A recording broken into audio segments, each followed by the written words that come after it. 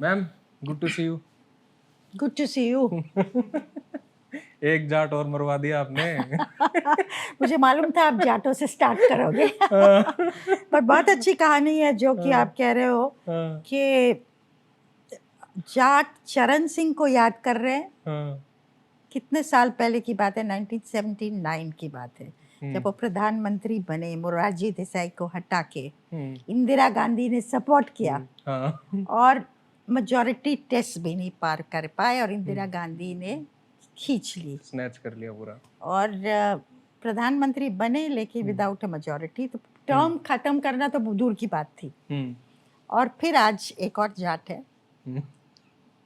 जो जगदीप धनखड़, जो middle of the term as vice president resign कर गए। अब वाइस प्रेसिडेंट का कॉन्स्टिट्यूशनल पोजीशन रिजाइन करना पहले किया है लोगों ने, पर कारण थे कि वो प्रेसिडेंट बनने जा रहे थे। वीवी गिरी थे, वेंकटरामन थे और शेखावत थे। इनका रिजाइन करना जिससे सब लोग हक्का बक्का रह गए। इतना अचानक हुआ, इतना अनएक्सपेक्टेड हुआ, और कहा कि स्वास्थ्य की वजह से कर रहे हैं। और बहुत कम लोग होंगे आज जो मानते हैं कि सिर्फ स्वास्थ्य की वजह से गए। ये भी है। हालांकि पूरा देश उनको विश करता है कि उनका स्वास्थ्य ठीक ठाक रहे, लंबी उम्र रहे। लेकिन जब मंडे को आए पार्लियामेंट के अंदर, पूरा दिन उन्होंने काम किया, बिजनेस एडवाइजरी कमेटी की 2 सेशंस को प्रिजाइड किया। स्वास्थ्य के इश्यूज हैं, क्योंकि हम जानते हैं मार्च में हार्ट की प्रॉब्लम्स हुई थी। जब उत्तराखंड गए थे जून में तो बेहोश भी हो गए थे। तो ये हो सकता है डॉक्टर्स ने कहा हो कि थोड़ा मतलब कम करिए पेस को।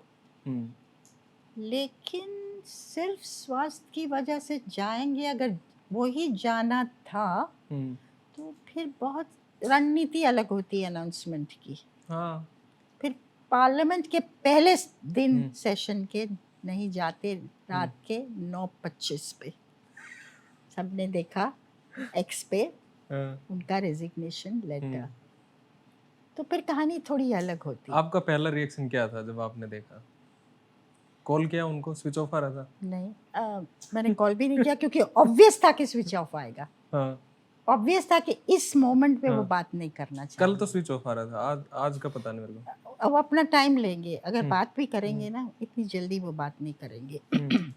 लेकिन मेरा पहला रिएक्शन जो था, एक गट था, विदाउट इंफॉर्मेशन, कि कुछ ना कुछ उनका फॉल आउट हुआ है सरकार में और बीजेपी के टॉप लीडरशिप से। अदरवाइज वो कभी नहीं जाते।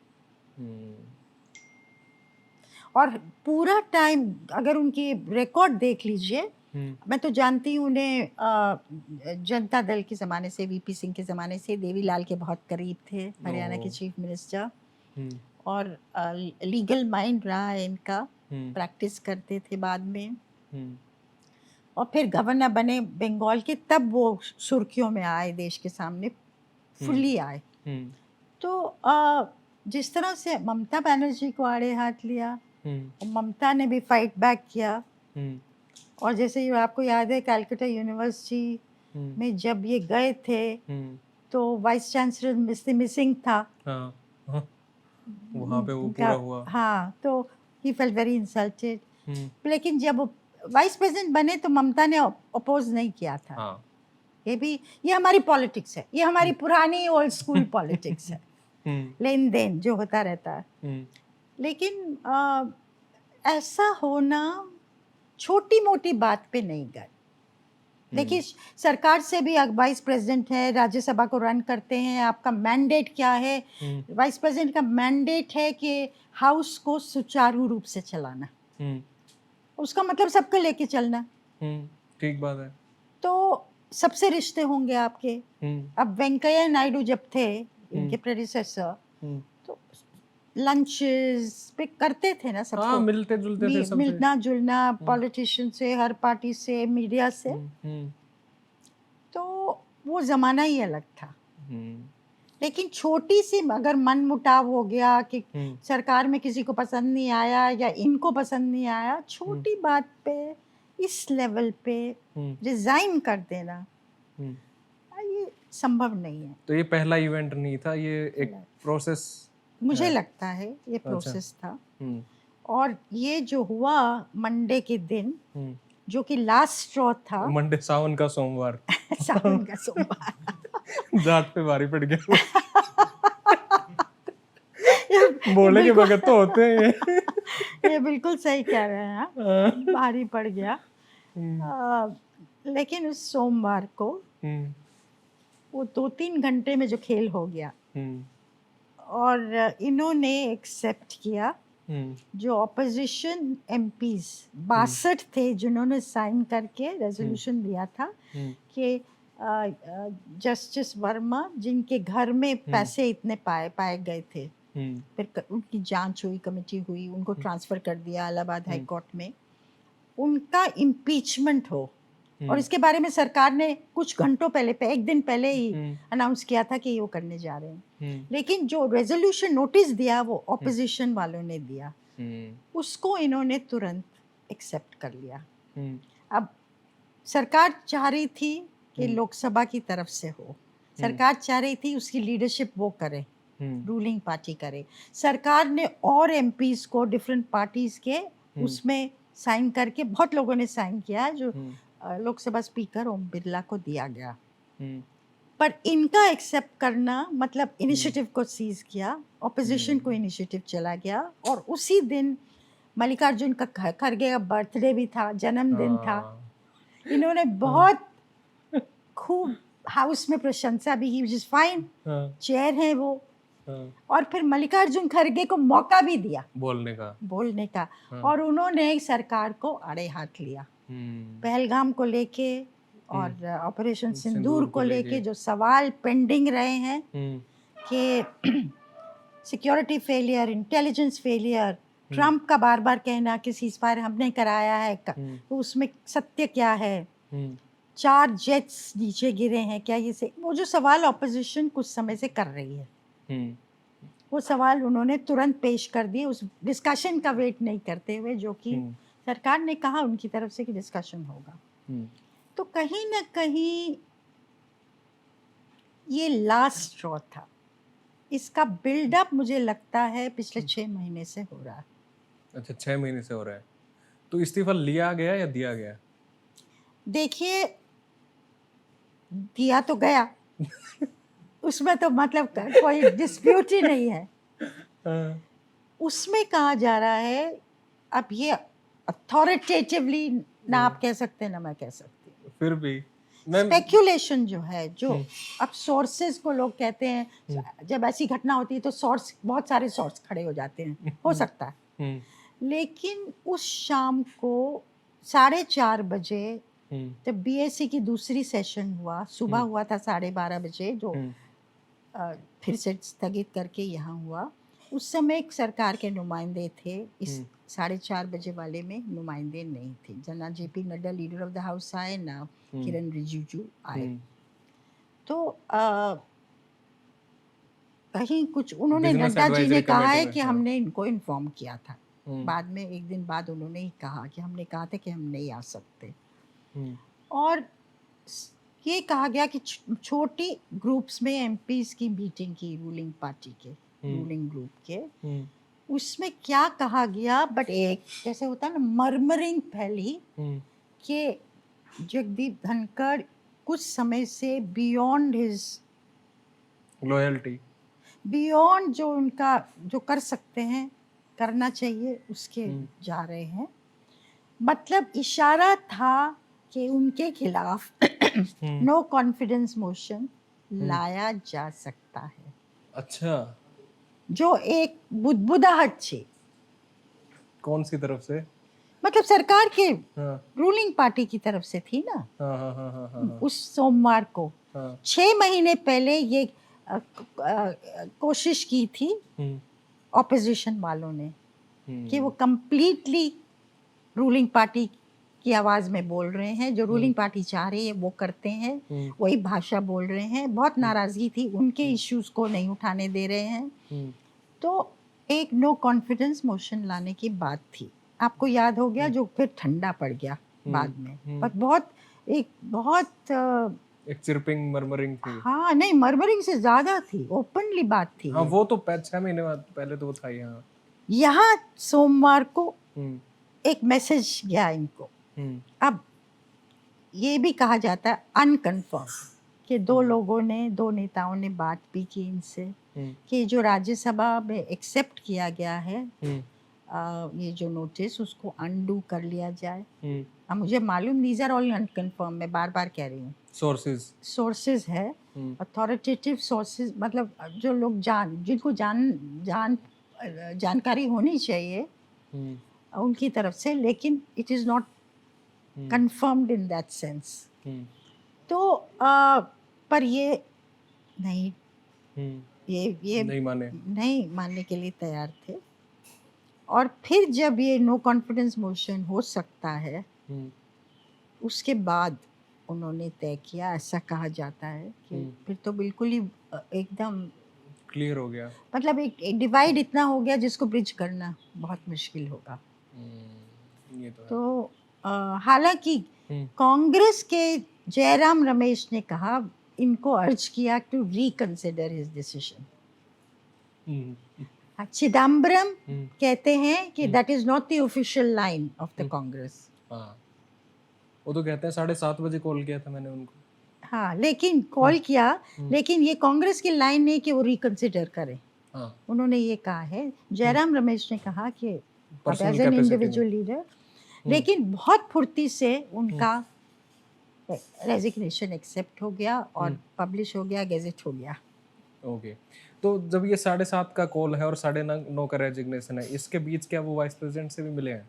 लिज मैथ्यू और कई लोगों की ज़्यादा हिंदू की रिपोर्ट है, उसमें वो इस तरीके की कोई बात है कि वो प्रेसिडेंट से जाके मिले वाइस प्रेसिडेंट? ये कहा कुछ रिपोर्ट्स में ही है कि वो मिले। और इस्तीफा चिट्ठी तो लिखी, उनके बारे में बहुत अच्छी चीज़ें कही, सूदिंग प्रेजेंस, वो सब कहा। मुझे मालूम नहीं कि मिले कि नहीं। It would be very surprising अगर नहीं मिले। अच्छा। मतलब क्योंकि बहुत बड़ी चीज़ होगी अगर नहीं मिले प्रेसिडेंट को जाके। क्योंकि आई रिमेम्बर जब शेखावत ने किया था, जब वो कंटेस्ट करने लगा 2007 में, तब भी वो मिलने गए थे।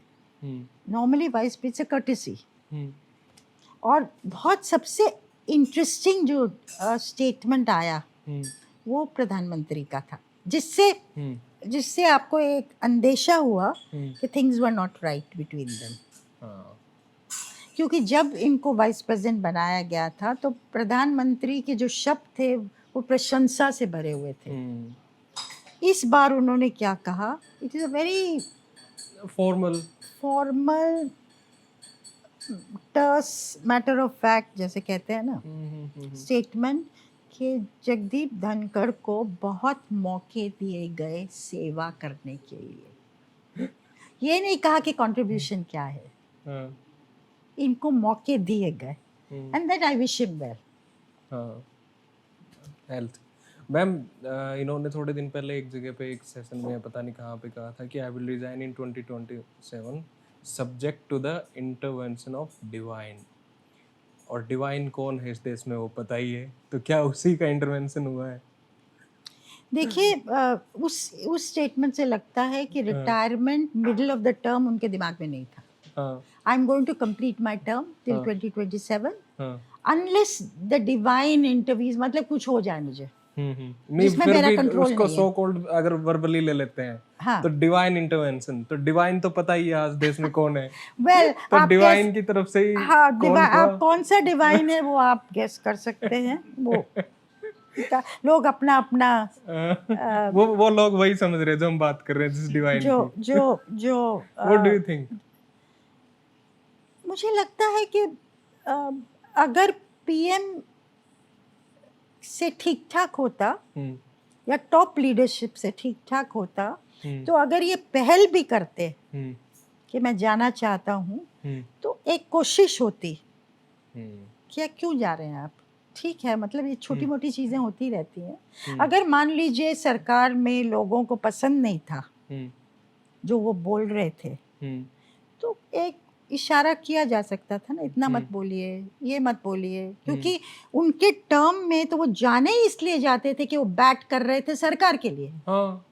उसमें तो सब लोग जो भी सुन रहा था उनको पता। तो सडनली वो एक दिन इतने अनएक्सेप्टेबल हो गए, तो सरकार की तरफ से क्या इशारा किया गया कि ऐसा मत करिए, और ये माने नहीं, या वो कोशिश ही नहीं की गई। ये तो बहुत लोग कहते हैं जो मिले उनको लास्ट 6 मंथ्स में, कि जब वो मिलने जाते थे तो वो 15-20 मिनट के बाद काफी खुल जाते थे, और he was not happy with the government on many things जो हो रहा है, और वो खुल के बोलते भी थे, और ये सरकार को पहुंची भी ये चीजें। अच्छा, कि ये सारा सीन है, ये सब चल रहा है, तो उनकी नाखुशी थी कई चीजों पे। तो सरकार को किस तरीके से इम्पैक्ट करेगा ये रेजिग्नेशन? मुझे लगता है सरकार को नहीं इम्पैक्ट करेगा। They are already ready. नहीं, इम्पैक्ट क्या करेगा? या opposition थोड़ा बुना देखिए, पाएगा? हमने स्टार्ट किया डिस्कशन विद जाट्स। अच्छा, वहां पे ले जाते इम्पैक्ट को। अब क्या जाट ओपिनियन को जगदीप धनखड़ का रेजिग्नेशन इम्पैक्ट करेगा पॉलिटिकली? या जैसे कि हमने कहा कि लोग कह रहे हैं कि अनदर जाट जिसको अपना टर्म नहीं कंप्लीट होने दिया, उनमें जो ऑलरेडी नाराजगी है जहां जहां है, वहां हो सकता है थोड़ी और हो जाए। हाँ। लेकिन वो जाट ओपिनियन मोबिलाइज करने का ध्रुवी केंद्र बनेंगे, वो मुझे नहीं लगता, आज की स्थिति में तो नहीं लगता। और देयरफॉर अगर सरकार की ये थिंकिंग हो सकती है कि अगर ये सही है कि उनको थोड़ा धक्का दिया गया कि आप जाओ, नहीं तो ये होगा, ये होगा, ये होगा, ये हो सकता है कि राज्यसभा का कंट्रोल सरकार के हाथ से निकल के और किसी के हाथ में चला जाए, तो ये सरकार के लिए मुश्किल हो जाएगी। सरकार को आगे जाके बहुत बिल्स भी पास करने, 1 नेशन 1 इलेक्शन, इस तरह की चीजें हैं आगे जाके। तो राज्यसभा का कंट्रोल इंडिपेंडेंट हो जाए ऑफ द गवर्नमेंट।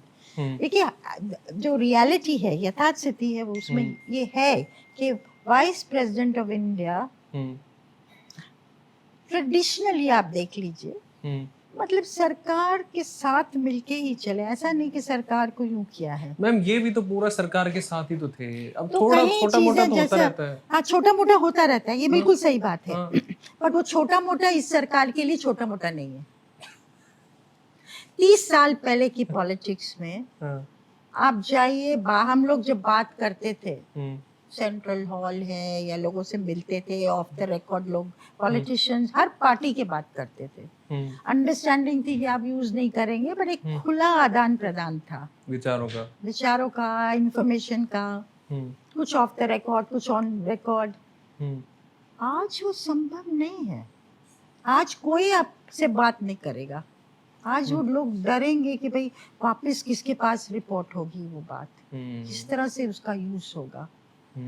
तो एक तरह से मैं मानती हूँ कि इनका इस्तीफा ओल्ड स्कूल पॉलिटिक्स का अंत दिखाता है, फॉर्मल अंत जैसे कहते हैं। अंत तो रहा है, धीरे धीरे हम देख रहे हैं, एक फॉर्मल इशारा है, एक और इशारा है, वो कर्टसी भी खत्म होने का जो पहले लोग बात करने से घबराते हैं। अब ये हो सकता है कि ये मतलब लोगों से खुल के बात कर रहे थे, जो कि सरकार को पसंद नहीं था अगर क्रिटिसाइज कर रहे थे। और हो सकता है जैसे अरविंद केजरीवाल के साथ फोटोग्राफ ली, या खरगे जी से बहुत बार मिले, हो सकता है सरकार में कुछ लोगों को पसंद नहीं आया हो। लेकिन पहले जो जमाना था उसमें you could take it. After all vice president सबको लेके चलना है, पार्ट ऑफ द जॉब, इस तरीके से। लेकिन आज वो उतना संभव नहीं है। मैम, जैसे आपने वो जाट फैक्टर की बात करी थी, उसमें जो एक चीज मैं कहना चाह रहा था कि जाट का एक ये स्वभाव भी रहा है कि वो बेचारे के साथ थोड़ा रहते हैं, तो एक वो पिटी, एक दया का भाव हो सकता है इनके कार्यकाल को बीच में रोकने से आए उनके प्रति। पर वो अगेन वही बात है कि उसको इलेक्टोरल में कितना तब्दील कर सकोगे आप और वो सारी चीज़ें, पर वो तो खैर अलग चीज़ है। अब आपको लग रहा है कि सितंबर में भी इस्तीफे आएंगे? आपको लग रहा है सितंबर में भी इस्तीफे आएंगे सरकार क्या से? हो गए? रेजिग्नेशन सितंबर में भी? मुझे बर्थडे आ रहा है प्राइम मिनिस्टर का, आप कैसे भूल गए सितंबर मुझे में? मोहन 17 भागवत का भी। सितंबर मुझे कतई नहीं लग रहा कि इस्तीफा होगा। मुझे लगता है सवाल ही नहीं पैदा होता। और दूसरे वाले जेंटलमैन का? मोहन भागवत आरएसएस के करीब लोगों से बात करिए तो वो कहते हैं मोहन भागवत क्यों रिजाइन करेंगे? जब वो ही नहीं कर रहे। क्यों करेंगे? क्या है वो तो सर संचालक का रोल अलग होता है, अलग तरह के तरीके से वो बैठते हैं, बिठाए जाते हैं। तो आई वुड बी सरप्राइज्ड। नहीं होगा तो ऑब्वियसली नहीं, वो तो बिल्कुल ऑब्वियस सी बात है। पर पीएम तो बिल्कुल नहीं जाएंगे। और आरएसएस में कई लोग मानते हैं कि नरेंद्र मोदी ही पार्टी और एनडीए का चेहरा होंगे 2029 में। अच्छा, और ये कोई भी है ही नहीं। ओके, तो नेक्स्ट कौन बनेगा मैम वीपी, वाइस प्रेसिडेंट? क्या उसमें स्पेकुलेशन तरह तरह के नाम हैं। एक चीज क्लियर हो गई है कि जगदीप धनखड़ की शख्सियत और पर्सनालिटी जो सुर्खियों में हमेशा रहती थी, कुछ ना कुछ लेके, बहुत पॉलिटिकल से हाँ आप हालांकि बैट वो बीजेपी के लिए ज्यादातर कर रहे थे, लेकिन सुर्खियों में एक बड़ी प्रोफाइल थी, लार्जर देन लाइफ प्रोफाइल बन रही थी। उसमें जैसे कि प्रियम्बल में सेक्युलरिज्म सोशलिज्म को हटाना, जब आरएसएस के जनरल सेक्रेटरी दत्तात्रेय होसबले ने बात की तो इन्होंने उसका समर्थन किया था। बेसिक स्ट्रक्चर पे बात की, सनातन धर्म पे। तो आरएसएस के करीब माने जाते हैं। आरएसएस की भाषा जो थी उसको भी वो कर रहे थे, सपोर्ट कर रहे थे, आगे बढ़ा रहे थे। तो मुझे लगता है कि थैंक यू, मुझे लगता है कि उनकी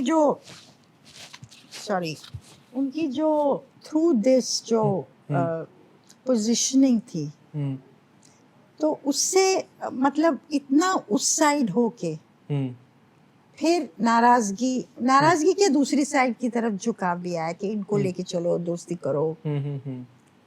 और फिर वो नाराजगी में बदल जाना, जैसे कि वाइस प्रेसिडेंट यूएस के आए, ये नहीं मिले। चाहते थे तो मुलाकात करना चाहते थे बिल्कुल। ये वाइस प्रेसिडेंट है, दूसरी देश से वाइस प्रेसिडेंट आ रहा है, उनसे मुलाकात नहीं हुई तो उस पर नाराजगी थी, ऐसा कहा जाता है।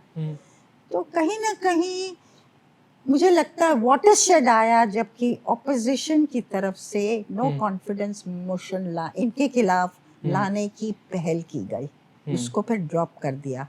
वहाँ से इनका बिहेवियर थोड़ा ऑपोजिशन की तरफ नर्म हुआ और आगे जाके मुझे लगता है कि थोड़ा नाराजगी टुवर्ड्स गवर्नमेंट, उसके कई कारण हैं, बड़ी है।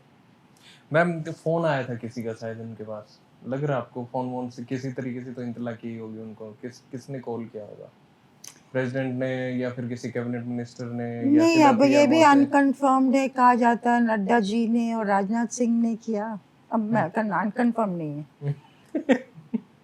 मैं भी आपको बता सकती हूँ जो चल रहा है, बस चल रहा है, जो सोर्सेज कहते हैं। तो वो राजनाथ सिंह के तो एडवाइस पे ही तो वो आए थे, राजनाथ सिंह ने तो एडवाइस किया था। बिल्कुल मैम दूसरा, जैसे जुडिशरी की और आप ये बात करी कि जुडिशरी और सरकार का जो टकराव चल रहा है, तो जस्टिस कौल के साथ हम बात कर रहे थे तो वो कह रहे थे कि भी सरकार और जुडिशरी में ये थोड़ी तनातनी तो चलती रहनी चाहिए, ये तो डेमोक्रेसी को हेल्दी रखने के लिए होना चाहिए। सरकार और जुडिशरी अगर एक ही तरफ हो गए तो फिर तो ऑब्वियसली सिटीजन का क्या होगा? हाँ, फिर तो ऑब्वियसली कुछ ना कुछ गड़बड़ होएगी। तो ये तो पार्ट ऑफ द जॉब है और जुडिशरी का, और ये सारा चलता रहता है, तो इसको इतना सीरियसली लेने की क्या जरूरत पड़ गई? या फिर वो जो यशवंत वर्मा वाला केस है उसमें भी कई लोग ये कहते हैं कि वो भी डिफेम करने को है जुडिशरी को, क्या ऐसा पॉसिबल है? हालांकि बड़ा स्ट्रॉन्ग स्टेटमेंट है अपने आप में। देखिए, अगर पैसा वहाँ पाया गया, हालांकि आउट हाउस में था वो पैसा, पर एक कमेटी तो सेटअप हुई, कोर्ट में भी है मामला, और इसमें सारी पॉलिटिकल पार्टीज इकट्ठी हैं। इम्पीचमेंट होना चाहिए कि भाई आप ये कैसे हो सकता है, अगर आप कुछ नहीं करेंगे तो आप भी कहीं मिले हुए हैं, ये भी चार्ज लगेगा ना। और नेचुरली सरकार और रूलिंग पार्टी चाहती है कि इनिशिएटिव हमारे हाथ में रहे, हम ये करना चाहते हैं। और ये तो तनातनी जो है आपकी कह रहे हैं ना, टेंशन एक हद तक हेल्थी होता है, उसके बाद एक कॉन्फ्रंटेशनस हो जाए या इतना दबाव लाया जाए तो फिर वो हेल्थी नहीं रहता है। तो फिर तो दोनों के पास अपने अपने हथियार हैं। दोनों के पास अपने अपने हथियार हैं, किसमें कितना दम है उन हथियारों को यूज करने का। वो तो जुडिशरी में ही ज्यादा है। जरूरी नहीं है, अभी तक तो जरूरी नहीं। इसी बात पे तो कह रहे थे धनखड़ जब वो कहीं जुडिशियल एकेडमी में गए कि सबसे इम्पोर्टेंट पार्ट और सबसे इम्पोर्टेंट जो पावर है और वो लास्ट पावर है वो है पार्लियामेंट, पर कॉन्स्टिट्यूशन है ना मैम सबसे इम्पोर्टेंट पार्ट, तो उसको तो सिर्फ रिप्रेजेंट जुडिशरी करता है। हाँ, और जो इंटरप्रेट करेगा लॉज को, और जो चीज़ें हो रही हैं, रूल ऑफ लॉ है, और जिस तरह से डेमोक्रेसी को फंक्शन करना चाहिए, जिन प्रिंसिपल्स पे फंक्शन करना चाहिए कि एक्सेसेस नहीं हो सरकार की तरफ, एग्जीक्यूटिव की तरफ से, तो जुडिशरी का रोल है। जुडिशरी का रोल बहुत ही अहम है, बहुत ही अहम है। ऑब्वियसली है वो तो उसको मतलब नजरअंदाज अगर देखिए इम्पीचमेंट जैसे होता है तो एक मैसेज तो जाएगा जुडिशरी को ना कब। हाँ, और कोई वो जस्टिस नहीं, वो जज हैं शेखर यादव, उनके भी इम्पीचमेंट की बात चल रही थी, वो पर भी उन पे ये इनके पास आया वो मामला, पर वो डिले कर किया है, वो अभी मूव नहीं किए हैं। अच्छा, ओके, हो गया बात। हाँ, और पूछना है कुछ? हाँ मैम, जैसे आपने कहा कि मतलब आरएसएस की जो विचारधारा है उसको भी सपोर्ट करते थे जगदीप धनखड़, तो मतलब जो ये डिसीजन बीजेपी की टॉप लीडरशिप ने लिया, तो एक आरएसएस से कंसल्ट करके या उन्हें कुछ इन्फॉर्म किया होगा इस बारे में, या फिर आरएसएस को भी कोई मैसेज दिया होगा इस बारे में कि हम ही डिसीजन लेंगे? देखिए, आरएसएस के जो कंसर्न्स थे उनका तो समर्थन किया ना, पब्लिकली किया, जो उन्होंने मेन मुद्दे उछाले थे। बाकी अंदर खाने क्या बात हुई होगी, आरएसएस को अपनी साइड में रखना चाह रहे होंगे, पर अगर रखना भी चाह रहे थे तो वो चीज़ तो हेल्प नहीं की ना जब रेजिग्नेशन का मामला आया। ऐसा तो नहीं कि आरएसएस ने कहा ये आप नहीं जाएंगे, या सरकार को कहा कि इनको रोको। और मैम, अब ये भी जेपी नड्डा का भी टेन्योर खत्म हो रहा है, तो ये बीजेपी के भी नए प्रेसिडेंट की बात चल रही है, तो उसमें मतलब बीजेपी और आरएसएस के मतलब क्या रोल है? देखिए, अब तो साल से ज्यादा हो गया, 13 महीने हो गए, और प्रेसिडेंट अभी तक नहीं सिलेक्ट हुआ है। उस प्रेसिडेंट के सिलेक्ट होने में बातचीत बहुत समय से चल रही है आरएसएस और बीजेपी के टॉप लीडर्स के बीच में। कई पार्लेज हुए हैं, लेकिन फिर भी एक नाम पे सहमति नहीं बनी है, तो दिख रहा है ना।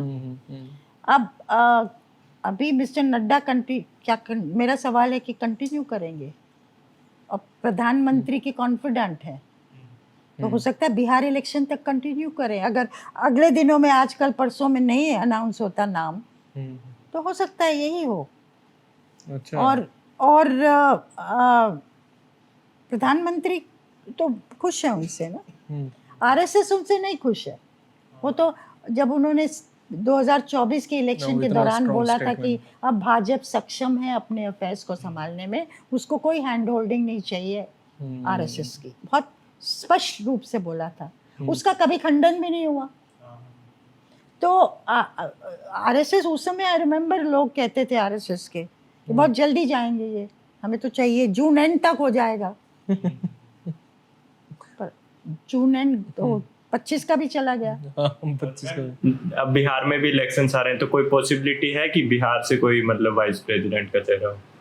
ये कहा जा रहा है कि बिहार का एंगल हो सकता है। कुछ लोग तो ये भी कह रहे हैं कि मौका ताड़ के इनको बाहर किया ताकि पॉलिटिकली रेलेवेंट जो अब के इलेक्शंस के लिए होगा उस शख्सियत को लाया जाए। अब ऐसा होता नहीं है, मुझे नहीं लगता है। कौन लग रहा है मैम ऐसा बंदा? हाँ, ऐसा कौन बंदा लग रहा है? देखिए, नीतीश कुमार का नाम है, वो तो वैसे राजनाथ सिंह का नाम है, रवि जो तमिलनाडु के गवर्नर उनका नाम है, आरिफ मोहम्मद खान जो कि गवर्नर हैं बिहार के, उनका नाम है। नाम तो मैं मानती हूँ हरिवंश जो कि डेप्यूटी चेयर हैं राज्यसभा के, जो कि अब एक्स ऑफिशियो बने हैं, ऑफिशिएट करेंगे जब तक इलेक्शन नहीं हो जाता अगले 2 महीने में, तो क्योंकि उसमें कहा जा रहा है कि 32 दिन तो चाहिए ही चाहिए इलेक्शन कराने में।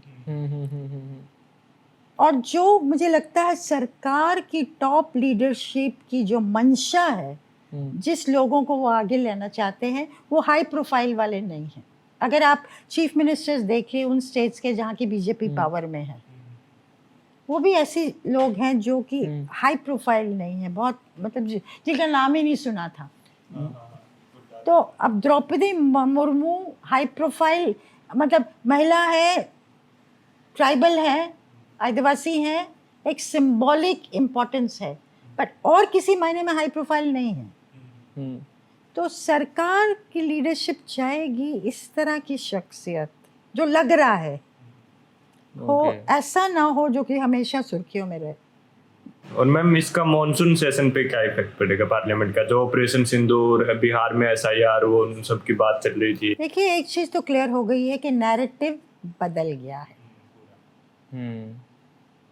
और पहले दिन जिस सोमवार का आप जिक्र कर रहे हैं सावन के सोमवार का पहलगाम ऑपरेशन सिंदूर, सारा दिन 4:30 बजे तक वही था।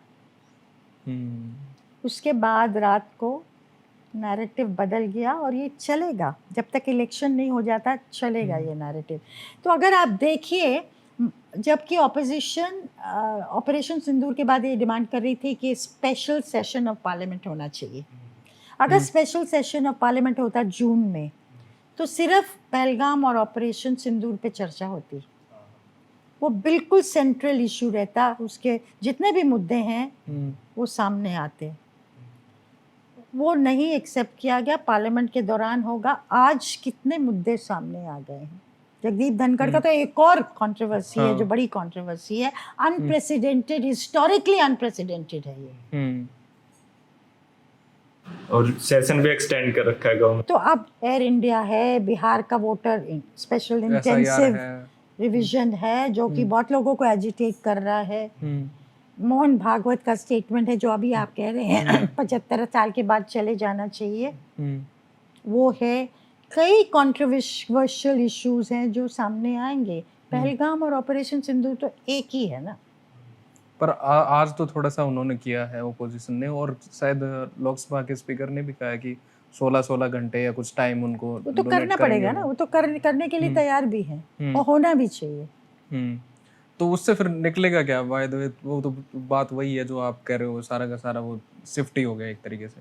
बाकी आपकी मुलाकात हुई थी VP से किताब के सिलसिले में, आपकी बुक के बाद में? जब किताब निकली थी हाउ प्राइम मिनिस्टर्स डिसाइड, तो मैंने कई लोगों को लिखा था कि मैं आके आपको प्रेजेंट करना चाहती हूँ, तो इन्होंने मुझे बुलाया था। अच्छा। और मैंने प्रेजेंट किया था किताब को। तो मैं इनको जानती हूँ VP सिंह, देवीलाल के ज़माने से। अच्छा। तब बहुत काफ़ी मुलाकातें होती थी उस समय। उसके बाद इतना नहीं रहा, लेकिन कुछ मिले हैं। तो he was very courteous and very nice, जिस तरह से। तो क्या बात हुई आपकी उस वक्त? जनरल बात हुई है। उन्होंने पूछा नहीं मेरा नाम डाला है कि नहीं किताब में? नहीं, ये नहीं पूछा। तो सबसे पहले कि मेरा डाला है कि नहीं, मेरा बताओ। ये बहुत जनरल बातें हुई, क्या हो रहा है ना। और हमने भी ऐसा कुछ नहीं किया कि फोटो लेके कहीं डाल दो सोशल मीडिया में। हाँ, वो ठीक नहीं लगता थोड़ा। ओके, और आपको पूछना है कुछ? ये जो पूरी सिचुएशन हुई, अगर हम इसको एक बर्ड आई व्यू से देखते हैं, सरकार तो जुडिशरी के अगेंस्ट ही थी और इम्पीचमेंट चाहती थी। धनखड़ साहब भी इम्पीचमेंट चाहते थे, वो उन्होंने भी बहुत वोकल थे, और ऑपोजिशन भी यही चाहता था। तो अगर हम ऑपोजिशन अगर ये कर देता, मोशन मूव हो जाता, तो भी सरकार को कोई लॉस नहीं होता टेक्निकली इससे, क्योंकि इट्स नैरेटिव ऑलरेडी सेट था कि judicial and there is a tussle. तो हु गॉट अनकंफर्टेबल है, क्योंकि लॉस तो नहीं होता। देखिए, आपका सवाल बहुत अहम सवाल है, सटीक सवाल है आपका, कि सरकार भी चाहती है, रूलिंग पार्टी भी चाहती है, ऑपोजिशन भी चाहता है, मिस्टर धनखड़ भी चाहते हैं चेयर ऑफ राज्यसभा, ओम बिरला भी चाहते हैं chair of Lok Sabha, speaker of the Lok Sabha, तो सभी के फायदे में था। फिर इसमें कैसे हो गया कि vice president of India resigns? असली कहानी तो वही है ना। ये क्या कब से शुरू हुआ? मतलब ये एक इंसिडेंट तो नहीं हो सकता। हाँ, वो ठीक बात है, एक इंसिडेंट नहीं था, पर वो इंसिडेंट फाइनल था। So we can say BJP just don't like even a sniff or dissent. We can say that. आप थोड़ा सा बोल दो आज बीजेपी के खिलाफ।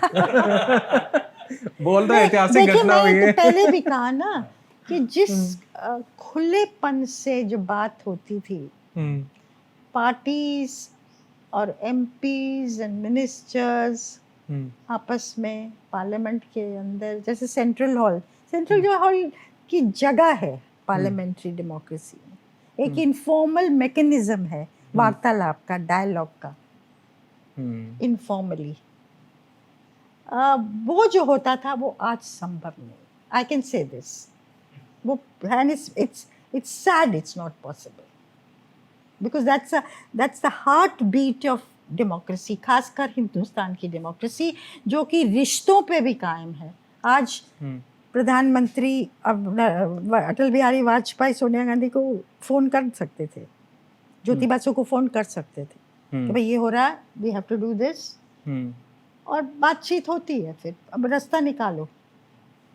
आज इतनी कटुता हो गई है ना दोनों साइड में कि इट इज नॉट पॉसिबल। आप जाते हो मैम कभी Parliament from time to time, yes. तो अब कहाँ पे होते हैं ये डिस्कशन? सेंट्रल हॉल वाले कहाँ बैठते हैं? सेंट्रल हॉल वाली जगह ही नहीं, बाहर बिल्डिंग के एक है रूम मीडिया का, मेन बिल्डिंग में नहीं। तो वहाँ कौन आता होगा? कोई नहीं आता ना। और यहाँ का सेंट्रल हॉल पुरानी बिल्डिंग का तो खाली रहता है। मैं गई हूँ देखने के लिए क्या हो रहा है, एक भी आदमी नहीं था, एक भी बंदा वहाँ नहीं था।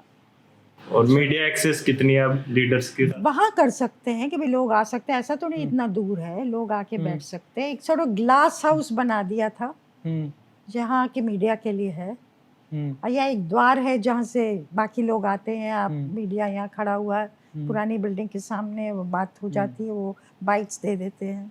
इट्स नॉट उस तरह नहीं है जैसे कि। तो फिर वो कहीं तो होगी वो जगह, या कैंटीन में या कहाँ, तो वह या अपने आप बनेगी धीरे धीरे वो। अब बाहर ढूंढते हैं लोग पार्लियामेंट के प्रेमिसेस से बाहर, बट सरकार को ये सोचना चाहिए इसके बारे में। अच्छा, ऐसी जगह होनी चाहिए। सोच समझ के किया है उन्होंने। ये लोग कहते हैं, पर दोबारा सोचा जा सकता है। मैं नहीं कहता, ये आप कह रहे हो। नहीं, मैंने तो लिखा भी है कि क्योंकि आपने खत्म कर दिया, बट मुझे लगता है इस पे दोबारा सोचना चाहिए। Okay ma'am, then thank you so much. Cut जल्दी निपटा दिया। Okay, cut.